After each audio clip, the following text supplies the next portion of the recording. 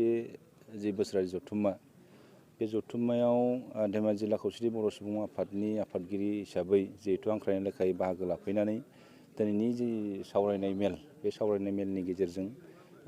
जोङो दिनै बुंनांगोन खोब मोनसे सावरायनाया मोजां जादों। दा बे सावरायनायाव जोङो बर' कछारी गावारि खुंथायनिफ्राय लानानै जे जोंनि खौसेथि बर' सुबुं आफादा 2014 मायथाइनिफ्राय जोनोम जाजेननायनिफ्राय बा जोनोम जानायनिफ्राय दिनैसिम मा मा खामानि मावबोदों दा बिनि सायाव माखासे सरसा जादों आरो बेवहाय जोङो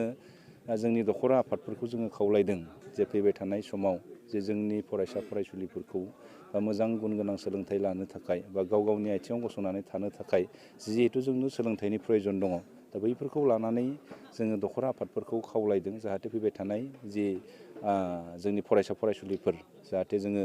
मोजां जोंनि स्टुडेन्टफोरखौ गुन गोनां सोलोंथाइ लाहोनो हायो दा बेखौ थुलुंगा होनो थाखाय जोंनि दखरा आफादफ्रा जिहेतु साननैसो उनाव मेट्रिक आरो हाई सेकेन्डारि परिखाया फैगासिनो दङ एग्जामा फैगासिनो दङ दा बेवहाय जोंनि फरायसा फरायसुलिफ्रा माबायदि रेडि जादों दा बेखौबो जोङो नोजोर बोनो गोनां दङ आरो लोगोसे जोङो गोबां खोथाखौ सावरायबाय जे बर' कछारी अनसाय गावारि खुंथाया 2020 मायथाइनिफ्राय दिनैसिम मा मा मावबोदों आरो मा जानो थांगासिनो दं आरो उनाव मा मावगोन बेनि सायावबो जिहेतु जोंनि गेजेराव बुंथिगिरि माखासे बिथांमोना दंमोन बेनि सायाव जों गोबां खोथाखौ सावरायदों फैबाय थानाय समाव जों आसा खालामदों जाहाथे जोंनि बर' कछारी वेलफेयार अट'नमास काउन्सिला बिटिआरनि बायजोआव जिहेतु जोंबो काउन्सिल मोनसे मोनबाय बे काउन्सिला जाहाथे जोंनि बर' रायजो राजाफोरनि थाखाय बा जोंनि उन जोलैफोरनि थाखाय बा जोंनि रायजो राजाफोरनि डेभेलपमेन्टनि जा खामानि मावनो हायो दा बै खामानिफोरखौ जाहाथे जोङो जिहेतु मोनसे सिगनेटरि अर्गेनाइजेसन जानानै जे बर' कछारी वेलफेयार अट'नमास काउन्सिलनि जि खामानि मावनाय दा बेखौ नोजोर होनांगौआ जोंनिबो जिहेतु दायित्व दङ आरो मावनांगौनिबो जिहेतु दायित्व दङ दा बेखौ जोङो खामानिफोरखौ मावलायनो थाखाय बा खामानिफोराव बाहागो लानो थाखाय जोंनि दैदेनगिरिफोरखौ जोङो खावलायदों आरो सांग्रां जानो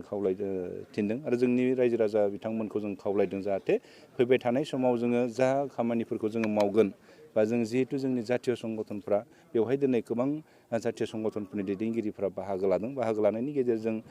जोङो खौसेयैनो जयैनो खामानि मावलांनायनि जि थांखि आरो नोजोर दङ बा जोङो बुहुमाव जोंनि बर' माहारिखौ जिहेतु गेरेमसा माहारि हिसाबै सिनायथि होनांगौब्ला जोङो जयैनो थानायनि प्रयोजन दङ हिसाबै जोङो खौसेनो थागोन बा खौसेनो थानानै खामानि मावलांगोन बेनि सायावबो माखासे सरसा जादों आरो फैबाय थानाय समाव जोङो गोबां खामानि जिहेतु मावनो दङ मानसिनाव जिहेतु जोनोम जादों जेब्ला खामानिया जोबनो गैया जोङो खामानिखौ मावनांगोन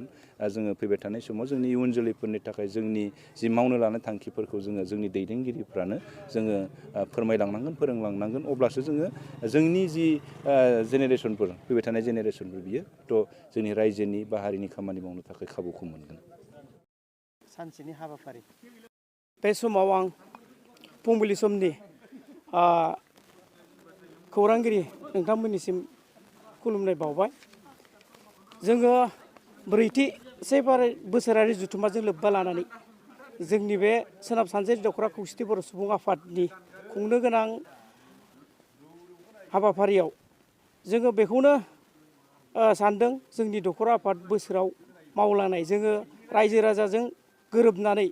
खामानि मावलांनो नाजानाय जादों। जिल्लानि दैदेनगिरि आफादगिरि नेहाथारि बिथांमोनजों लोगोसे बिथांमोना जि बोसोन हरो जों बेखौ रायजो राजानि गेजेराव मावफुंनो नाजानाय जादों। दा जों बेसेबांसिम मावनो हादों जों बेखौ मिन्थिया रायजो राजाफ्रा जोंनि बे मावनायखौ मिन्थिगोन। जों उन समावबो थांखि लानानै जों मावनो गोनां हाबाफारिखौ मावलांगोन। रायजो राजानि जाफोर जोंनाव समस्या फैगोन बे समस्याखौ जों सुफुंनो थाखाय जों नाजानाय जादों। दा बेवहाय जों बेखौनो बुंनांगोन दिनैसिमबो गोबां आफाद दङ। दा बे आफादफ्राबो जोंबाबो मावजोबनो हायाखै होननानै आं सानदों। जोङो उन समाव बेखौ मावलांगोन। दिनै जोंहा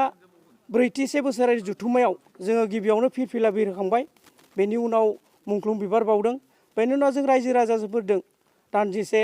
सावरायनाय लादों। जों 11:30 बेवहाय गासै गामिनिफ्राय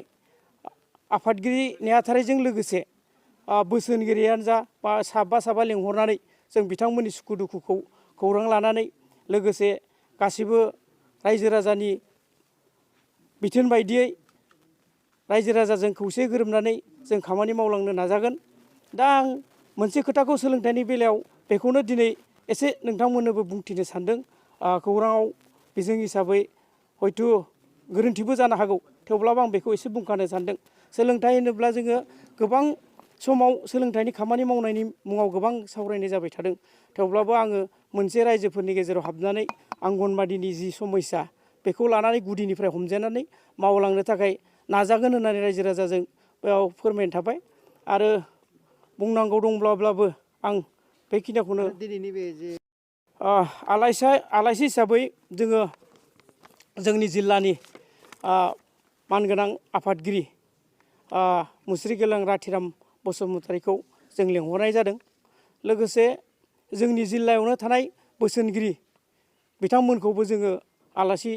बुंथिगिरि हिसाबै लेंहरनाय जादों। दा बेवहाय बिथांमोनाबो रायजो राजानि समस्याखौ मिथिनानै आरो माबायदिबा मोजां जागोन बेखौ बिथांमोना बुंथिगोन।